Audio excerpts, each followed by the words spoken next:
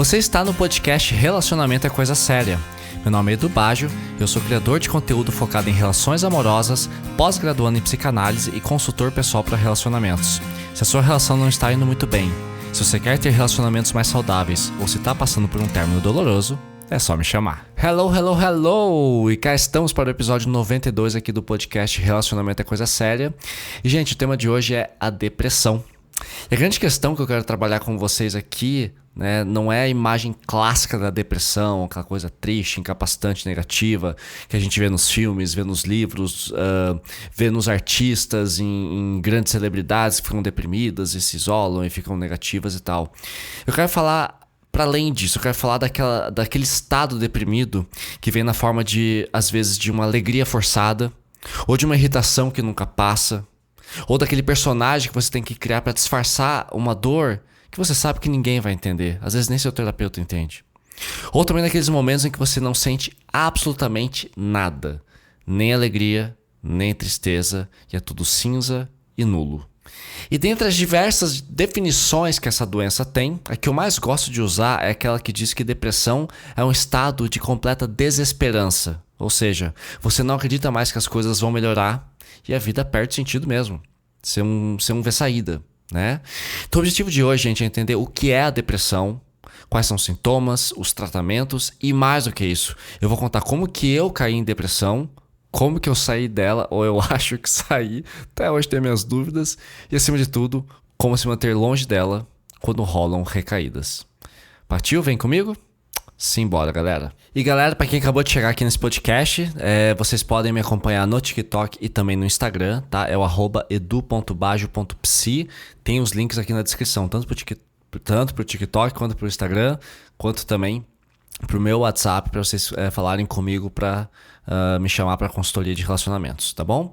E galera, sempre peço para vocês lembrar de avaliar aqui o podcast com 5 estrelas, que ajuda para um caralho, tá bom? E gente, olha, eu tô gravando esse episódio aqui na reta final do meu prazo. Geralmente eu gravo ele no domingo ou na segunda, com bastante tranquilidade, tempo. Não raro, assim, às vezes acontece, cada 10 episódios eu jogo tudo fora. Eu gravo um episódio inteiro, jogo fora e regravo, porque eu acho que não ficou legal. Mas eu sempre deixo com bastante antecedência. Mas essa semana tá totalmente diferente, porque eu voltei pras aulas da faculdade e cara, tá insano. Tá super corrido. E hoje foi o último momento. São 8h30 da noite de terça-feira. Vai ao ar agora, 6 da manhã pra vocês. Nossa, tá na reta final. Mas como esse é um tema que eu tenho trabalhado mentalmente há muito tempo, eu tava bastante seguro de deixar pra última hora e sabia que eu daria conta. Então vamos lá, vamos começar com o assunto. Então aqui, olha só que interessante, gente. Eu trouxe aqui alguns números da depressão no Brasil que me chamaram a atenção e eu queria compartilhar com vocês, tá? Pra gente poder criar um contexto pra entender do que a gente tá falando no sentido social, tá? Depressão no Brasil. Hoje nós sabemos que, segundo a OMS, né, que é a Organização Mundial de Saúde, 6% da população brasileira sofre de depressão crônica. E quando eu li esse número eu fiquei, nossa, 6% parece que é pouco, né? Mas não é, são quase 12 milhões de pessoas, é gente pra caralho, né?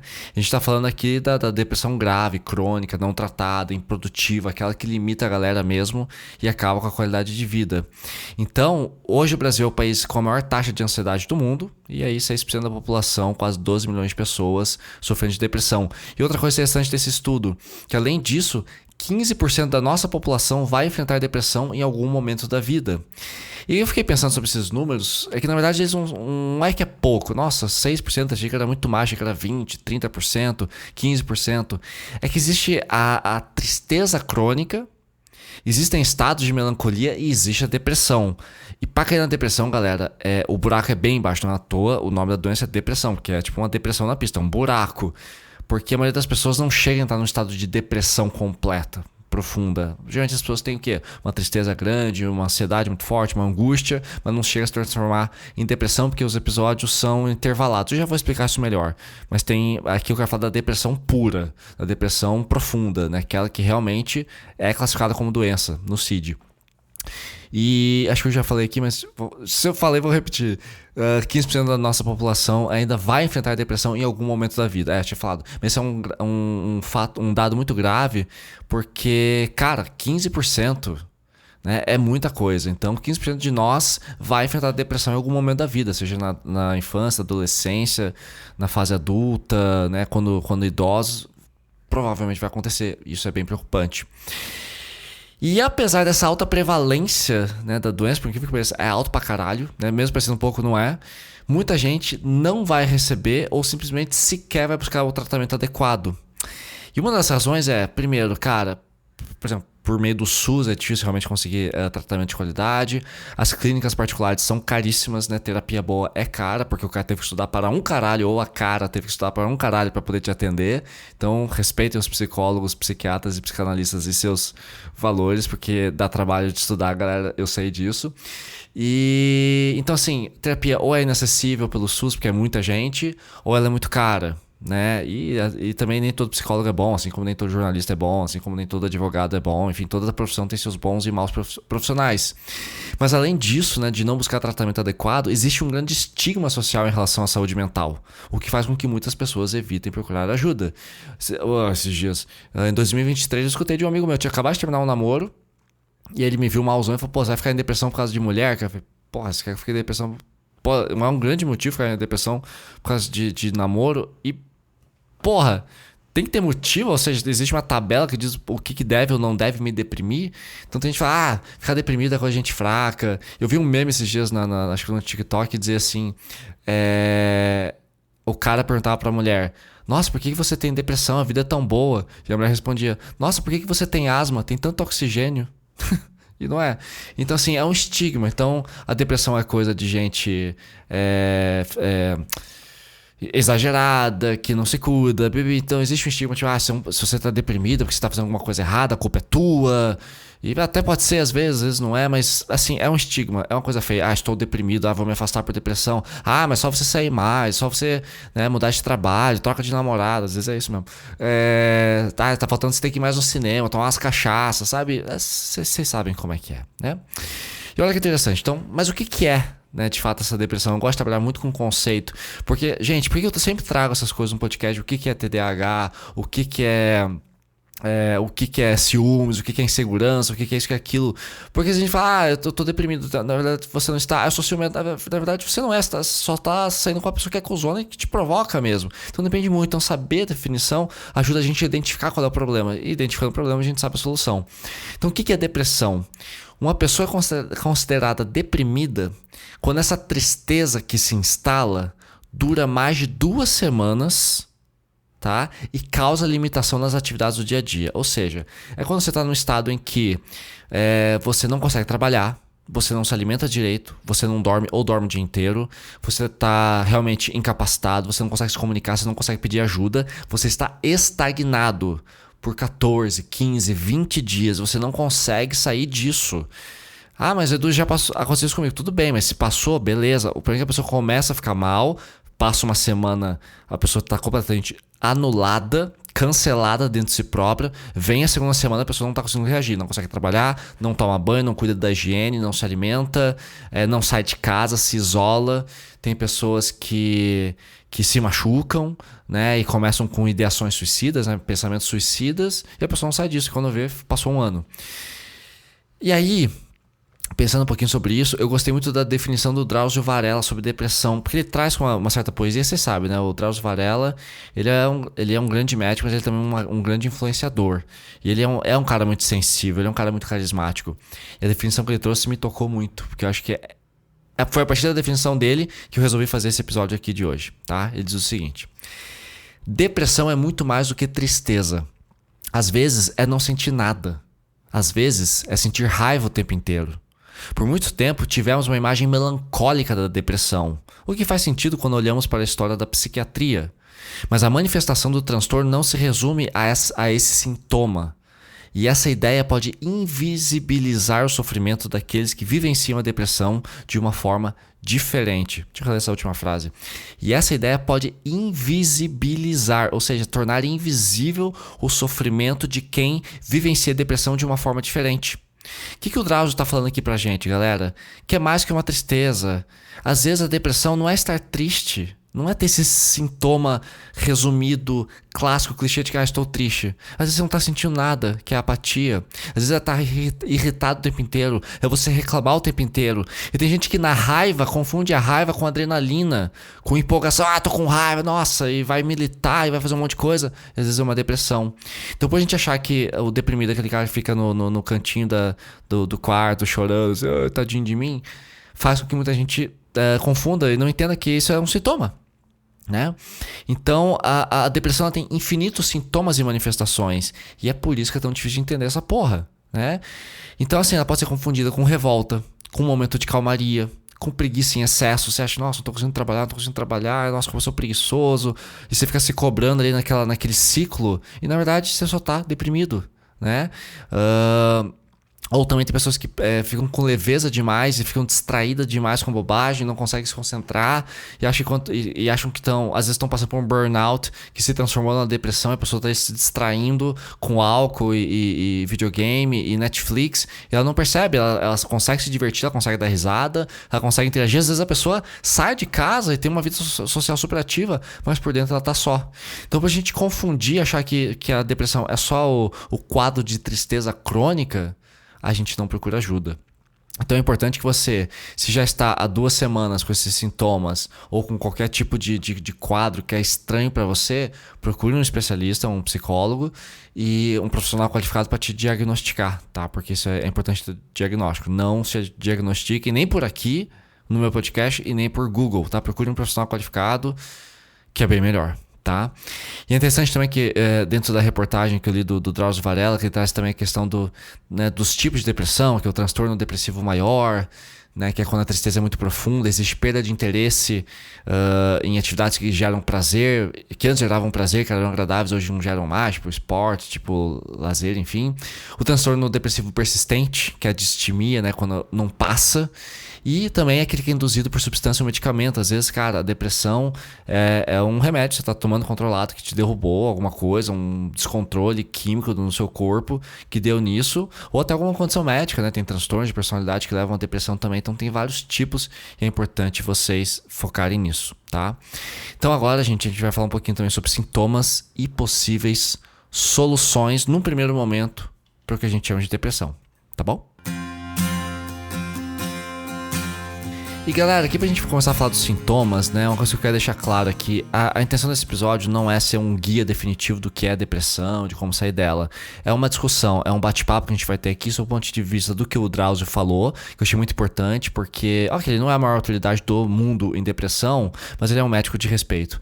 Então eu acho importante a gente entender que a depressão vai para além da melancolia, da tristeza crônica, e que a gente realmente não busca ajuda por N motivos. Mas a depressão que eu tive, ela é bem clássica, é bem do estilão. Agora a gente já falou sobre o que é depressão, quais são os tipos e o que ela significa. Eu quero contar um pouquinho da minha história para que vocês entendam. Mais importante que entender o que é depressão ou o que ela significou para mim, é entender como eu identifiquei e como eu saí dela. Tá? É isso que eu quero que vocês levem daqui hoje, tá? Digamos assim, que é um episódio com a intenção de um acolhimento e de te arrancar de você o que eu acho que é o mais grave da depressão, que é a desesperança. Então eu quero que você saia desse episódio pensando, caralho, o Edu me deu esperança. É isso que eu quero. Se eu conseguir isso, eu realizei o meu objetivo, tá bom? Então quais foram os sintomas que eu tive? Primeiro deles, tadã, a desesperança. Então assim, eu comecei a me perguntar, será que eu vou conseguir encontrar uma parceira legal, compatível comigo? Será que eu tô no caminho certo na minha carreira, tô fazendo as escolhas certas? Será que eu tô na casa ideal? Eu acho que, cara, eu tô perdendo uns amigos e não vou conseguir novos, eu não tô conseguindo me divertir mais como me divertia antes e talvez eu não encontre mais diversão. Então, cara, foi uma coisa assim, tipo assim, a vida começou a ficar cinza e nada parecia ter um fim, nada parecia que ia chegar em algum lugar. Então, por exemplo, eu adoro andar de bicicleta, mas eu tirava a bicicleta do bicicletário, subia nela, começava a pedalar e não sentia nenhuma alegria de estar ali. Eu não sentia qualquer tipo de empolgação. Aí eu pedalava 1 ou 2 quadras, dava vontade de voltar para casa e ficar quietinho. Então, assim, essa desesperança é justamente isso, cara. Não há nada que você possa fazer. Não há nada que esteja ali ao seu alcance, coisas que você tem acesso a uma academia, você tem acesso a médico, você tem acesso a tudo, e você vai atrás disso tudo e ainda assim a coisa não se mexe, ela não sai do lugar, você não se sente acolhido, parece que ninguém entende a sua dor e ela é tão profunda e cíclica dentro de você que você entende, cara, isso aqui não vai terminar. Isso aqui não tem como terminar, não tem solução. E cara, isso aqui não tem realmente uma escapatória, uma tangente. Eu tô perdido, cara. Eu vou ficar fazendo o que nesse planeta? Acordar todo dia pra me arrastar? Sabe que vale a pena ficar aqui? É muito foda. Vem também o sentimento de culpa, né, gente? Então você acha que você é responsável pelo fracasso da sua família, você é responsável pelo fracasso na empresa que você um dia trabalhou. Que você que chateia, que os seus amigos se afastam de você porque você é chato, porque você é pesado, porque você é uma pessoa ingrata, né? Você acha que você não cresceu na vida porque você se auto-sabotou, então você sente culpa por ter se sabotado. Enfim, o sentimento de culpa é muito grande. Não sentir vontade de fazer nada, como eu falei da questão da bicicleta. E, cara, é foda. Às vezes você não tem vontade de comer estando com fome, né? A não satisfação, acho que o momento mais grave pra mim, cara, quando eu percebi que a coisa tava feia, foi um dia que eu peguei meu sobrinho no colo, né? E, pô, eu sou apaixonado por espiar. Eu peguei ele no colo e eu não senti alegria nenhuma. Não é que eu não sentisse amor por ele, ele não sentisse amor por mim. Mas eu não senti satisfação de estar ali, eu não conseguia me conectar com ele. E aí você sente culpa por não estar curtindo esses momentos também. Pô, como é que eu posso pegar uma criança linda e amável no colo e não sentir nada? Como que eu posso comer um chocolate e não sentir nada? Como que eu posso tomar uma cerveja e ficar bêbado e não sentir alegria nisso? Como que eu posso não me emocionar diante de uma cena bonita de um filme? Você começa a sentir culpa por não conseguir apreciar a vida. Você fica, caralho, velho, isso aqui antes me deixava super bem. Tô aqui com meus amigos, eu não tô curtindo estar aqui, mas eu quero estar aqui, mas eu não me sinto bem aqui. Aí eu me sinto culpado por não conseguir. Nossa, é muito foda. Né? E também tive alguns episódios de apatia em que eu não sentia nada, nem alegria, nem tristeza, ou seja, eu estava inerte. E as crises de choro. A gente começa a chorar, é como diz esqueci o nome do cara, puta que pariu. Enfim, que ele canta aquela música. Ando tão à flor da pele que até beijo de novela me faz chorar, né? Que daqui a pouco, o Zé Cabaleiro canta essa música. Então a gente fica muito à flor da pele. A gente sabe, qualquer coisa faz a gente chorar, qualquer coisa faz a gente sentir mal. É muito ruim. Foi basicamente o que eu senti. É que agora que eu tô melhor, eu confesso que eu não consigo me conectar tão bem com os momentos ruins, ainda bem. Mas eu consigo me lembrar do que eu senti e do que realmente me incomodou no ápice da depressão. Ou na baixa da depressão, você deve pensar em ápice da depressão, sendo que ela vai pra baixo, enfim. E quais foram as soluções, galera? Num primeiro momento, eu foquei muito em atividade física, isso me ajudou bastante, tá? Ela tirava de mim o cortisol, então ela me ocupava e muitas vezes eu fui pra academia deprimido, eu abaixava a cabeça pra chorar, eu ia de boné assim, eu abaixava um pouquinho, dava uma choradinha e tal, e continuava, às vezes chorava na frente de todo mundo, não tá nem aí. Já vi muita gente chorar na academia, viu? Mas era bom porque isso ajudava no meu sono. E uma coisa que eu descobri com o tempo é que assim, o sono desregulado, ele fode completamente com a tua vida. Quem não dorme bem não vive bem, tá? E aí eu percebi o seguinte, cara, se eu não conseguir dormir bem, vai piorar. Então eu ia pra academia pra sentir sono, era meu sonífero. Aí beleza, eu conseguia dormir, isso já me ajudava. Nutrição, então eu cortei álcool, eu cortei açúcar refinado e eu cortei gelado. Isso tem mais a ver com a medicina Ayurveda, mas eu não tenho tomado muito bebida gelada porque isso atrapalha na minha digestão, que atrapalha com o meu sono, que fode com a minha depressão, vocês entenderam, né? Então comer bem ajuda muito. E cortar álcool e açúcar refinado ajuda pra caralho, porque o açúcar refinado vicia mais do que álcool. E o álcool, ele também deprime. Então foi difícil, mas cara, eu tô um tempão já sem beber. Assim, tá numa festa com um amigo, tomar uma, duas cervejas, não mata ninguém. Mas apesar que até isso tô evitando hoje, mas quanto menos você beber, melhor, tá? Comecei a sair mais de casa, então comecei a fazer cursos, comecei a inventar moda, tá? Fazer curso de desenho, fazer curso de pintura, agora eu vou... Daí eu comprei a cobra e comecei a conhecer pessoas que tinham cobras. Então eu saí de casa e nem sempre eu saía com pessoas extremamente divertidas ou pessoas extremamente compatíveis comigo, mas pessoas que me traziam algum tipo... Conseguiam reciclar meus pensamentos. É isso que eu precisava, de um ponto de vista diferente. Eu falei, cara, eu preciso sentir algo. Eu preciso sentir algo diferente, eu preciso sentir alguma coisa, qualquer coisa. Então quando eu conversava com as pessoas, por mais que eu não estivesse tão feliz de estar ali, eu sentia alguma coisa. E assim fui me reconectando à sensação de estar vivo. Isso pra mim foi muito importante. E também uma coisa que me ajudou muito foi a mudança de foco. Então, Vamos supor, se eu estivesse deprimido lá porque uma menina, terminei com uma menina, enfim, nosso relacionamento terminou, e toda vez que eu escutava Metallica, a banda Metallica, eu lembrava dela. Então, não vou ouvir Metallica por um tempo. Isso aconteceu, eu fiquei quase um ano sem ouvir Metallica depois que isso aconteceu. E hoje em dia eu ouço na boa, então às vezes é bom mudar de foco. Por isso que a gente fala tanto do contato zero aqui no podcast, né? Aqui nesse podcast, nos meus vídeos no Instagram também, no TikTok. A importância do contato zero. Aliás, você pode fazer contato zero não só com ex-namorado e ex-namorado. Você pode fazer contato zero com amigo, contato zero com um hábito que você queira perder. Então, pô, não quero mais beber, então contato zero com bebida. Então não vou em bares, não vou em eventos que tenham cerveja, não vou ver propagandas, não vou ver filmes em que as pessoas consumam muito álcool. E aí uma vez eu falei isso pra um cliente, ele falou assim: porra, eu me um fascinado, porque álcool tá em tudo. E pior que é verdade. É muito difícil um evento social que não tenha álcool.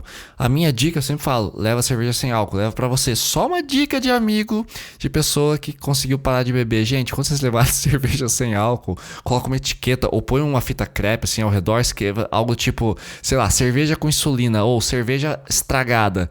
Porque na hora que a galera tá bêbada, o cara vai na cerveja pegar o cara vai na geladeira pra pegar cerveja e vai pegar a tua por engano. Aí vão beber a tua cerveja sem álcool e quando você for pegar só tem Heineken original. Só, puta merda, já aconteceu comigo. Eu já peguei cerveja dos outros, já pegaram cerveja minha sem álcool. Porra! Então, identifiquem, porque o rótulo, por mais que seja diferente, não é tão diferente assim, tá?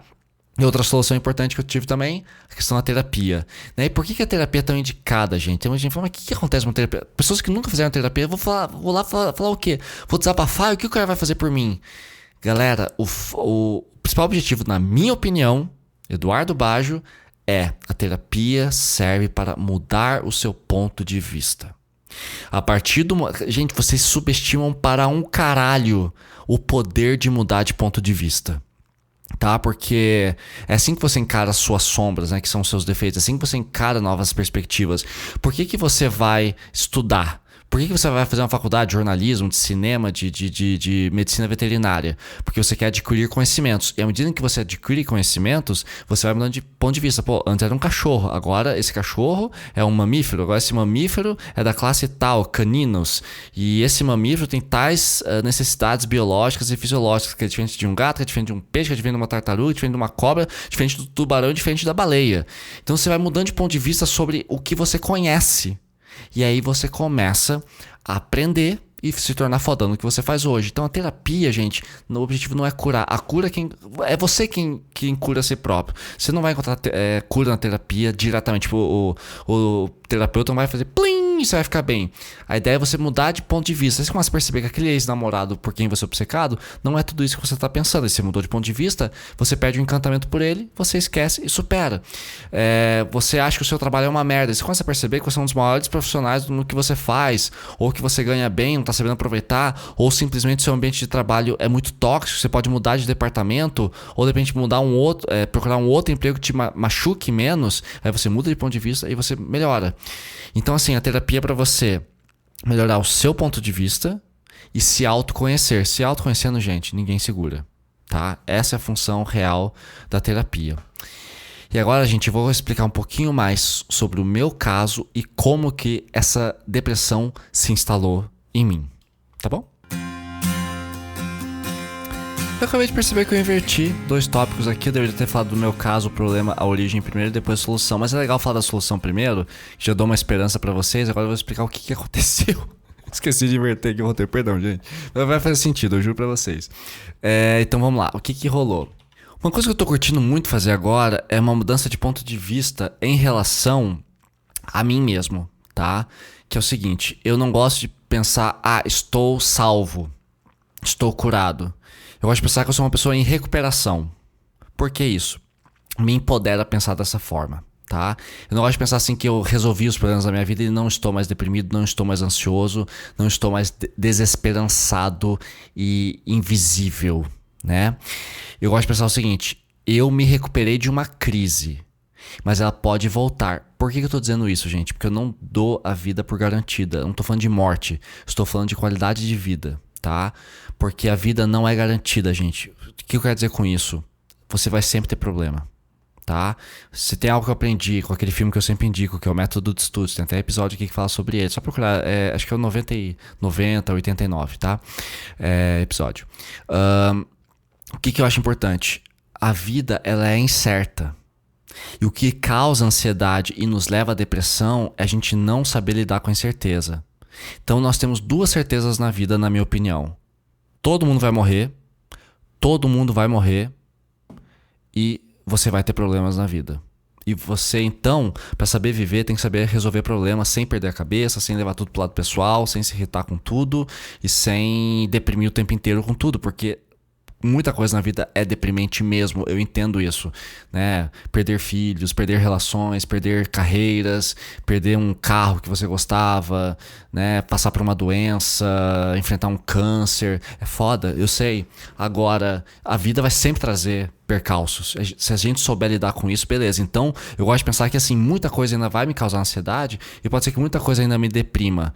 Então, eu estou em recuperação, ou seja, eu cada vez mais aprendo a lidar com a minha ansiedade e depressão. Assim, quando ela aparece, eu sei resolver e sei sair dela. Aí eu me empodero. O que eu não quero é falar assim, que é a ilusão que muita gente vive, que eu acho uma palhaçada ridícula isso, é falar assim, eu quero paz. Eu quero uma vida com tudo bom e do melhor. Eu quero felicidade. Só que pra mim a felicidade está na competência de conseguir se desvencilhar de problemas. É você saber resolver problemas. A grande questão é um tesão resolver problema. Então se você tá com dor no joelho, procure uma fisioterapia. Se você quer um emprego melhor, faça uma pós-graduação, faça uma nova faculdade e procure se movimentar. E quando a gente começa a se movimentar, gente, a esperança ressurge. Então foi isso que eu entendi com a minha terapia. E nas minhas soluções de atividade física, de sair de casa, de fazer coisas novas. Ou seja, eu consegui recuperar e restaurar em mim momentos em que eu aprendi a resolver problemas. E aí eu fui ficando seguro com isso. Falei, que massa. Então, se eu tô com um problema aqui de grana, vou dar um corridão aqui no trabalho, pegar mais clientes. Beleza, resolvi isso. Vou fazer um investimento, investir na bolsa, abrir aqui um tesouro direto. Legal. Agora eu tô com muita dor nas costas. Fiz uma ressonância, era hérnia. Tô tratando pra hérnia. Então, assim, você começa a ficar empolgado de falar, caralho, tem problema, tem solução, tem problema, tem solução, tem problema, tem solução. Aí você começa a se empoderar novamente. E o que surgir, a gente dá um jeito. Então eu gosto de me considerar como um ansioso e um deprimido em recuperação constante. Que assim eu me sinto empoderado de enfrentar problemas e saber que eu vou dar conta, independente do que aparecer. Aí eu relaxo. E quando que as minhas crises começaram a aparecer, né? O que me testou tanto e me derrubou? Bullying na escola, eu sempre fui um aluno muito ruim, eu cresci muito rápido, eu passei de 1,80 m com 14 anos, eu era muito alto pra minha idade, eu era muito magrinho, eu era um cara muito tímido, só que ao mesmo tempo eu gostava de rock, eu assustava as pessoas. Fui o primeiro da escola a fumar maconha, cigarro, fazer tatuagem. Acho que fui o primeiro a transar de todo mundo, fui o primeiro a reprovar, cara, e olha que loucura, coincidência, e olha que loucura. Quando eu fiz o terceirão, que era o ensino médio, né? Cara, eu já tinha reprovado 2 vezes no ensino médio. E no ano em que eu fiz vestibular, eu fui o único aluno da minha escola que passou da Federal. Pra quem não sabe, a Federal do Paraná é o vestibular mais difícil daqui. E eu fui o único que passou. Fiquei, como assim?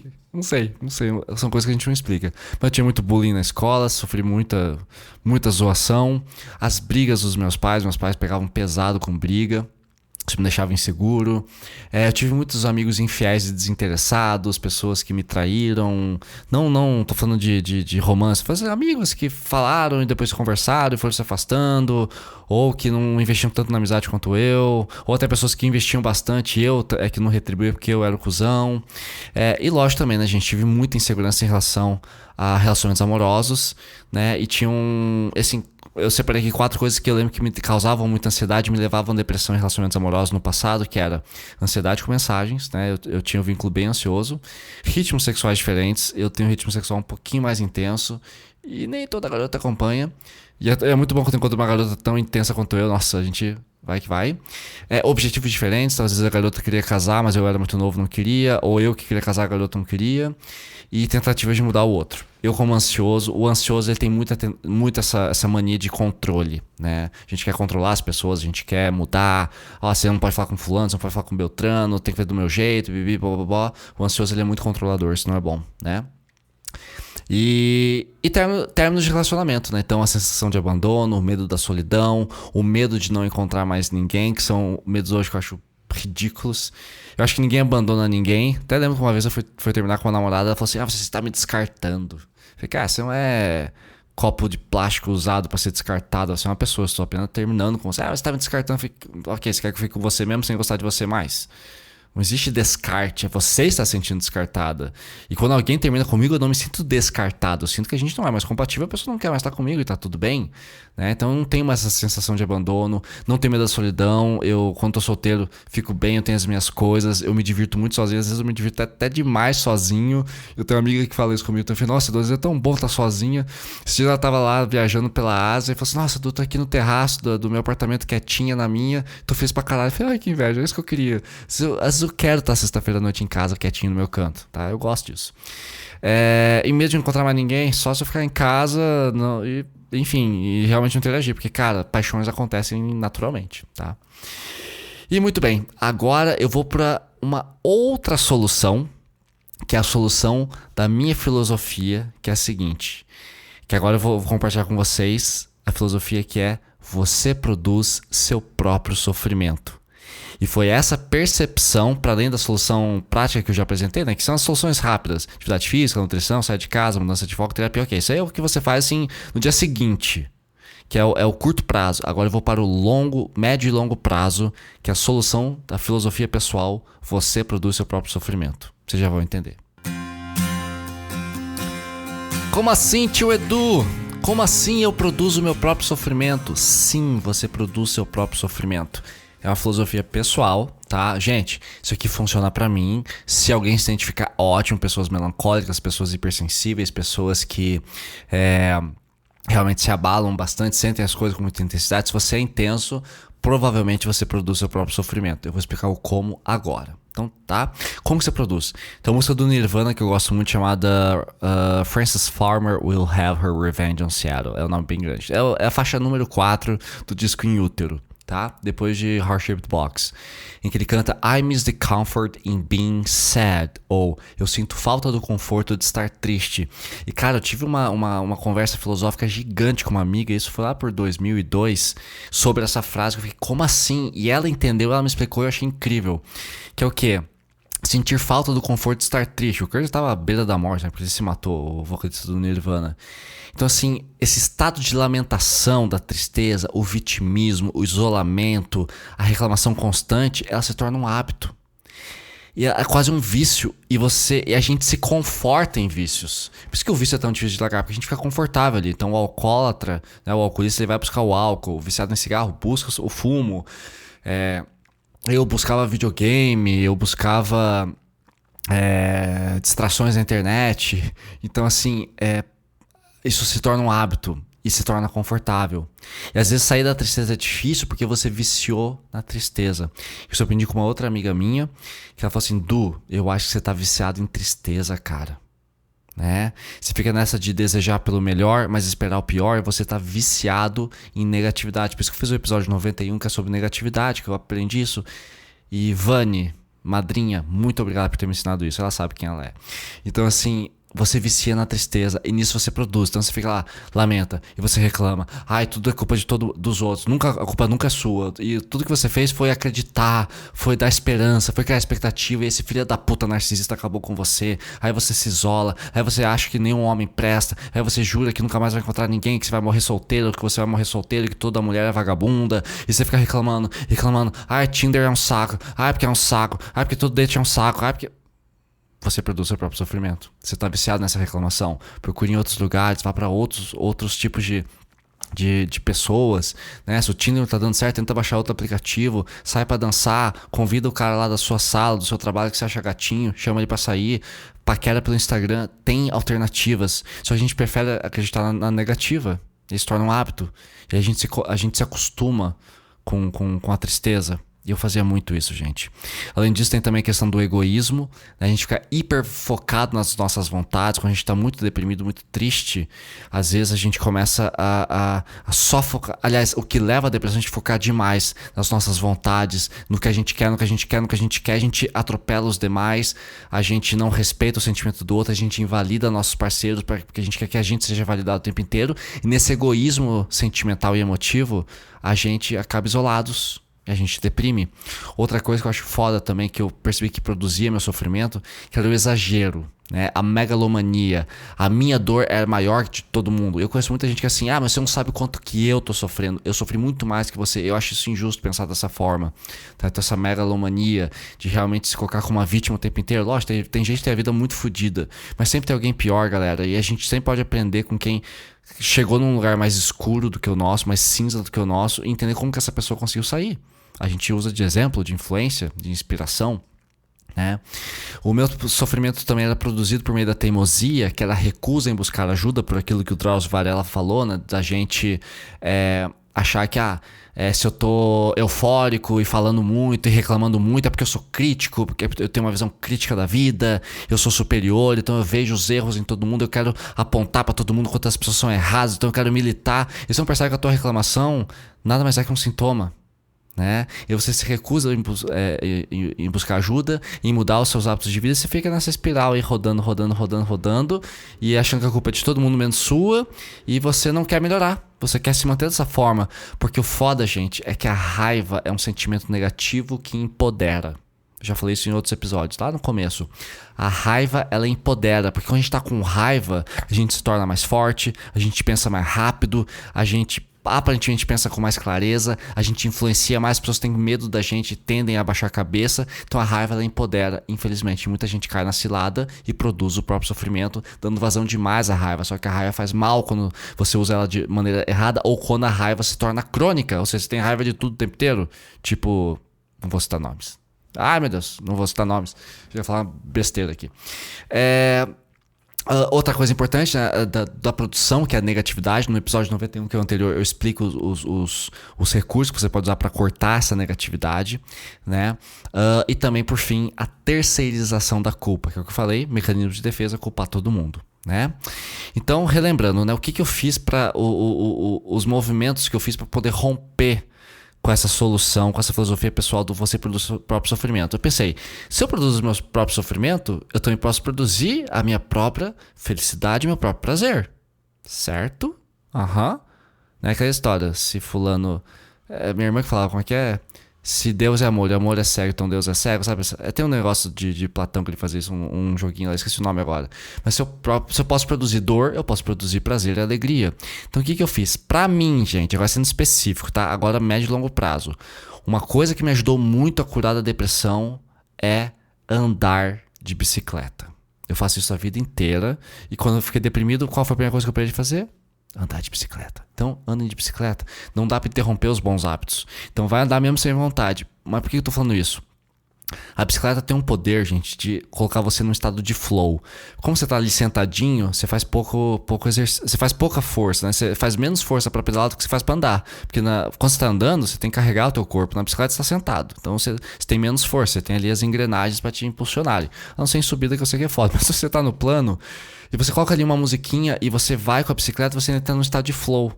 Andar de bicicleta é uma puta meditação. Pra mim ajuda muito. Tá? Tem até estudo sobre o flow, que é essa hipnose que a gente sente quando está com a bicicleta. Só que tem que ser uma bicicleta com guidão alto, tá? Pra vocês ficarem mais eretos, mais retinhos, assim, com as costas retas. Não adianta pegar aquelas bicicletas speed que você fica muito abaixado, ele está comprimindo o teu diafragma. Você tem que ir, lembrando, bicicleta e devagarzinho, gente, pra vocês sentirem, verem as plantas, verem as árvores, observarem os carros. Tem que um exercício de pedalar concentrado no que está ao teu redor. É mindfulness, gente, é estado de atenção plena, tá? Academia, como você fala, ganhar massa muscular. Quanto mais massa muscular você tem, menos você sofre, geralmente, tá? Pilates me ajudou bastante. Outra coisa que eu gosto muito de fazer, gente, é barra de alongamento. Que é o seguinte, sabe aquelas barras que você compra e coloca no batente da porta, assim, pra se pendurar?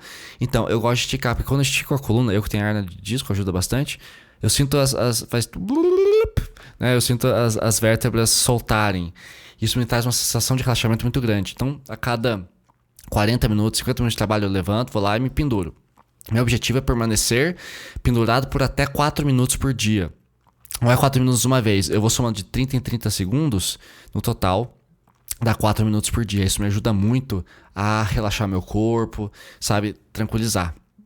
Outra coisa que me ajuda muito, que eu aprendi com o professor de academia, flexões simples a cada 2 horas para circular melhor o sangue. Isso vale também para panturrilha, tá? Então assim, fazer flexão, Eu acho que isso é bem importante, porque com a flexão você consegue fazer o sangue movimentar. Então, às vezes, o cérebro ele fica sufocado, ele precisa de oxigenação, ele precisa mudar de ponto de vista. O que você precisa fazer? Alimentar teu cérebro com sangue. Como é que você faz isso? Atividade física. Então, fazer panturrilha, faz ali 20 repetições, ajuda a ativar a circulação do sangue. Inclusive, falam que a panturrilha seria nosso segundo coração, né? Então, isso é muito importante. E por falar em segundo coração, nós temos também um segundo cérebro, que é o seu intestino, tá? Então, a dieta, o que foi importante pra mim? É o que eu sempre falo, mindfulness e Ayurveda. Então, é comer atento, então eu já não como mais com distrações. E, cara, quando eu ficava deprimido, cara, quando eu permitia, quando eu tinha recaídas, eu ia pra TV, às vezes eu ficava comendo batatinha com cerveja, come, bebe, sentadão no sofá e dormir. Consegui descansar. Preciso dar bebida pra dormir, mas o sono é uma bosta, o álcool acaba com o sono. Então, comer atento. Então, eu como sempre na mesa, sentadinho, sem distração, sem celular, sem música. Faço 3 respirações e começo a comer. Às vezes eu como até de olho fechado. Gente, a comida fica muito mais saborosa. Acho importante você comer. Comeu, deu 2 garfadas, solta o garfo, mastiga bem, engole, ou seja, comer devagarzinho, né? Não tomem líquidos e evitem gordura saturada, açúcar refinado e álcool. Nossa, Dudu, você fez tudo isso? Funcionou pra mim, espero que funcione pra você. E, gente, isso aqui não é ciência espacial, tá? Outra coisa que me ajudou na recuperação, que até vi um psicólogo falar disso no TikTok esses dias, o Thomas, que é tatuagem. Então, sempre que eu supero, eu faço uma tatuagem nova. E elas todas têm tema. Eu tenho um braço inteiro fechado, que é só de uma superação. Aí tem uma tatuagem do Charles Chaplin, aquele cineasta. Tem outra que é uma baleia, que representa também a liberdade. E tem também uma pena, que representa a leveza. E mais um monte de tatuagem, que não vem ao caso agora. Enfim, tatuagem pra mim é um ritual. Pra quem servir, tá valendo. Leituras, agora uma coisa importante, gente. Tem muito cliente que eu atendo que chega assim, Edu, eu peguei aqui um livro e sobre depressão, sobre ansiedade. Nossa, tá me dando vários gatilhos. Cara, se você vai pegar algo pra ler quando você tá deprimido, pega algo que não precisa aprender tudo sobre depressão pra sair da depressão, tá? Então, peguem livros mais iluminados, assim, que te encantem. Não fiquem só lendo sobre depressão, senão vocês entram em hiperfoco também, entendeu? Então, não é bom. Livros que iluminem. Outra coisa importante, seleção dos melhores amigos. Tá? Então, cuidado com as suas amizades, galera. Cuidado com as amizades. Tá? Então, assim, mantenha ao seu lado pessoas que validem suas dores e não te julguem. Então, uma coisa que eu tenho muito bonita, por exemplo, com a Aline, que é uma amigona minha, com a Débora, que é uma amigona minha, com a Vanessa, com a Regina, com a Isabela, com o Carlos, que é o Dudu, com a Ana. São pessoas que estão muito próximas a mim, que eu consigo com eles falar o que eu tô sentindo, sem que eles façam assim, porra, Edu. É sempre assim, tô mal. Nossa, foda, Edu, foda. Sinto muito que você esteja passando por isso. Isso até me emociona, gente, porque é muito massa quando a sua dor é validada, a pessoa não te julga. Mas também, né, fez tal coisa. Puta, velho, isso é muito chato. Então mantenha ao seu lado pessoas que validem as suas dores, tá? Que é o grupo, a amizade. Outra coisa importante, cuidado com as relações familiares, tá? Se você tem um parente muito tóxico, não importa se é filho, se é pai, se é avô, dá uma afastada pra essa pessoa não ficar te torturando, tá? Tem gente que não consegue porque vicia também na relação ali. Eu tenho um diário, então eu tenho o que eu chamo de escrita de 2 linhas. 2 linhas, não sei se foi um bom nome. Então eu poderia chamar de escrita de 2 ideias, melhor. Tá? Mas pode ser 2, é que eu faço em 2 linhas, mas enfim. Não é 2 linhas escritas, são 2 linhas de pensamento, tá? Escrita em 2 linhas de pensamento. A primeira pergunta que eu respondo, que é a primeira linha é: o que eu tô sentindo hoje? O que eu tô sentindo hoje? Tá? Então, tô feliz, tô triste, tô animado, tô angustiado, tô apaixonado, tô com tesão, tô sem libido. O que eu tô sentindo? Então eu só vou responder essa pergunta. Por quê? Pra eu validar meus próprios sentimentos. Quando a gente tá deprimido, a gente não valida. A gente fica questionando, mas eu não devia estar triste, eu não posso estar triste hoje. Puta, hoje tem noite de Natal, não posso estar chateado. Puta, hoje minha mãe tá brava, mas eu tô feliz, eu não quero, sabe? E aí você se sente mal, tá bem perto de uma pessoa que tá mal. Então, assim, o que você tá sentindo? Pra você poder validar seus sentimentos com você mesmo. E meu diário, a gente leva pra todo lugar. Às vezes eu tô na aula, assim, eu abro o livrinho e saio escrevendo. Ou eu tô em casa, tô no meio de uma reunião ali, eu vou lá e escrevo uma frase: puta, que reunião bacana, que reunião produtiva ali, pra eu entender o que tá acontecendo. Eu gosto de registrar esses momentos. Então, primeira linha é o que eu estou sentindo. E na segunda linha de pensamento é o que o meu corpo tá sentindo. Tô com azia, tô com dor nas costas, porque a gente psicossomatiza muito, né? Então, por que eu falei da bicicleta, da academia? Porque quando a gente pensa em tristeza, o que a gente faz? A gente evita, a gente se distrai, isso leva à depressão. Então eu não gosto de distrair. Então eu escuto meu corpo. Meu corpo é como se fosse uma criança pequena, um bebê. Quando ele grita, eu escuto. Então quando um bebê tá gritando, você vai ver a fralda, vai ver se tá alimentado, se tá com sono, você resolve. Com o corpo é a mesma coisa. Então, se meu corpo tô com dor nas costas, provavelmente é tensão. Então, com o que eu tô preocupado? Tô com dor no pé, tô caminhando demais, ou tô com muita tensão no meu caminhar, ou tô batendo muito pé, alguma coisa tá causando essa dor. Ou às vezes não tem motivo nenhum, mas o intestino principalmente, gente, se você não tá com uma digestão boa, teu cocô tá sendo todo melado, ou você tá com prisão de ventre, ou o cocô tá muito duro, alguma coisa não tá bem dentro de você. Então, por isso que um gasto me ensinou isso uma vez, tô falando de merda aqui, né, pra avaliar. Assim, fez cocô? Olha pro teu cocô, olha pra ele, e aí, como é que tá? Como é que tá?